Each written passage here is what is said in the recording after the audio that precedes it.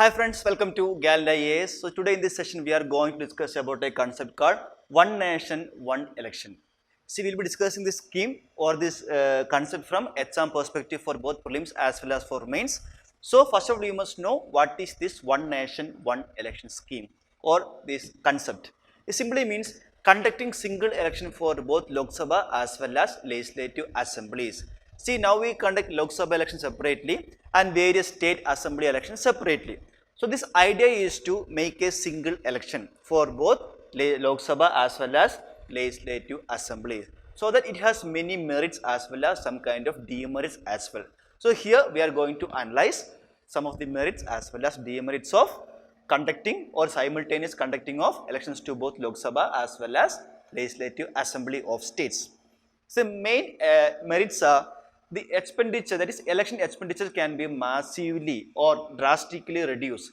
See, the election expenditure consists of government expenditure as well as expense of the concerned political party.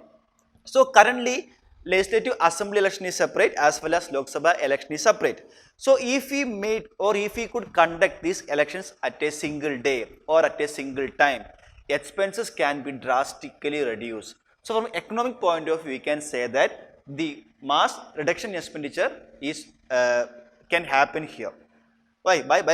Because only single election. So single time election campaign is enough, and single time administrative measures can be spread across the country, and so that we can reduce those expenditure. Then the most important thing is from governance perspective, the governance can be improved. See, usually when there is Lok Sabha election, there is model code of conduct. That is, political parties or the candidates must follow a certain code of conduct. Okay. Similarly, when legislative assembly election is going on, at that time also model code of conduct is came into picture. So in these two occasions, that same individuals or that same ruling parties or that same political parties must follow a certain model code of conduct.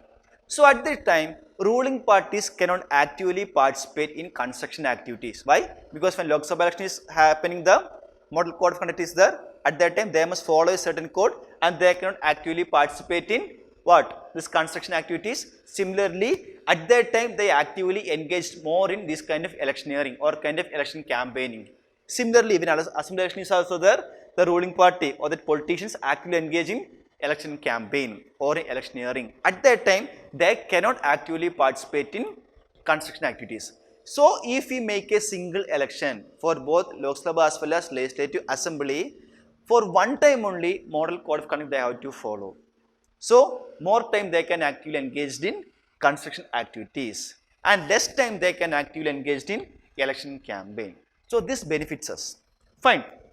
Then is diversion of staff and security. Again, when separate elections are there, at both each time the staffs has to be diverted or security personnel has to be diverted to maintain that law and order issues. Okay.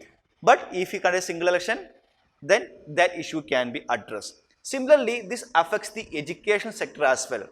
When we conduct separate elections, see, majority case, teachers are appointed as election staffs.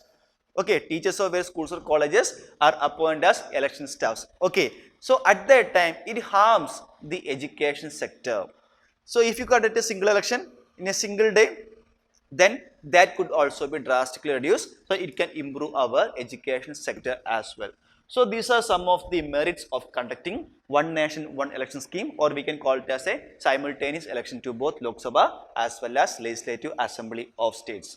So when you write an answer or when a question comes, these points must be there in your answer.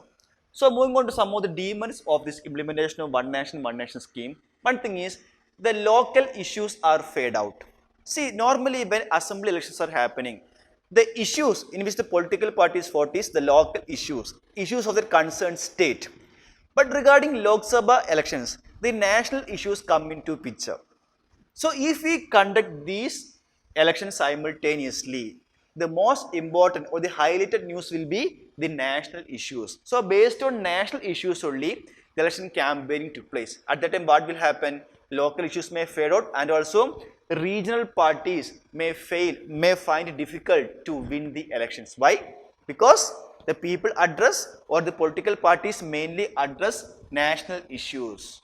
So at that time, regional parties may find difficult to win the election. That is one of the major drawback. Then see, again, even if we conduct simultaneous election, okay, single election, and there is a possibility that government may fall after a few months or few years. Then what will happen? The newly formed government has a full term of 5 years. Or the newly formed legislative assembly or Lok Sabha has a term of 5 years. Again, it will be hard to again implement one nation, one election. Why? Say example, if currently Lok Sabha and legislative assembly states election is conducted in 2022 or 2000, say example 2021, we conducted Lok Sabha election as well as legislative assembly elections of all the states. See again, for example, after 1 year, see in 2022, a assembly may get dissolved. In 2022, a assembly may get dissolved because of lack of majority. So, fresh election has to be conducted there. Okay, and that newly formed legislature or the government has a full term of 5 years. That is from 2022 to 2027. Fine. But see, currently we have election conducted in 2021 and election will happen in 2026. So at that time, it is hardly impossible to conduct again the simultaneous election, because anytime the government may fall because of lack of majority. That is an issue here. So we must address that. Then other thing is, we need more electronic voting machines, because we have to conduct both elections together. So for separately we need electronic voting machines. So we require more number of electronic voting machines to conduct this one nation, one election scheme or this concept. And there are some kind of issues regarding the implementation. First of all, if this must become a reality, it requires a constitutional amendment, and even it requires the state's consent, because it may affect the federalism. So at least half of the state's consent is necessary to make a constitutional amendment, and this requires political consensus. That means almost all the majority of number of political parties must accept this concept. Then only this will become a reality. Okay, and we know that the ruling party may hardly accept this, because currently the ruling party may enjoy majority in the legislature, and they, if you have to conduct election, sometimes the tenure or the term of the assembly must be reduced, and they hardly accept it. So this makes the implementation some kind of difficult. And also, if you have to implement this scheme or this concept, then we have to arbitrarily curtail or extend the term of houses. Then only we can make this a reality. Okay, see, currently the various assembly elections are happening various years. Okay, so if you have to make all those election process into a single year or in a single time, some assemblies term has to be extended or some assemblies term has to be curtailed. So arbitrarily we have to curtail or to extend the tenure of legislative assembly or the Lok Sabha. That may undermine federalism. How means? See, Article 85 says that, see, normally the term of Lok Sabha is 5 years, we know that. But see, under Article 85 of the Constitution, the President of India has the power to dissolve a Lok Sabha. Similarly, under Article 174, Governor has the power to dissolve a legislative assembly. Okay, so these are the provisions you must know. Also, under Article 356, the President has the power to impose President rule. So these are the ways in which we can curtail the tenure or the life of a legislative assembly. Why this provision is important? Because if we have to make this concept a reality, at least for some states, we must curtail their tenure or curtail their life term. Then only we can make this a reality. So in case if the question comes regarding this question, this article number must be there in your answer, and write that if this is happened or if these provisions were utilized to curtail the life of a legislative assembly, it may undermine federalism. Because if President's rule is arbitrarily imposed in a state, it undermines federalism, and also it is a violation of parliamentary democracy, which is a basic structure of the Constitution. So these terms must be there in your answer.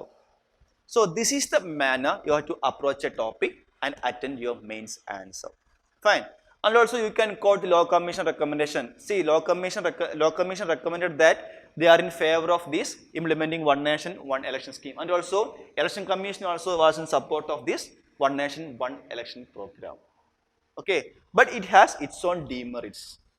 So if a question comes, you must write what is single election or what is this one nation one election and its merits as well as demerits. You can also quote these various committee recommendations and wind up your answer. Fine. So this is what we need from exam perspective. So please note on these points also. One more thing I have to share you is when you prepare a concept or when you study any topics, you must make a short notes. So this is the manner of preparing short notes. We discuss many points and you write a short note on that. By means at the end you can use it for a quick revision. Okay, so this is what I want to share you regarding this one nation one election scheme, and that's all for the day. Thank you for watching.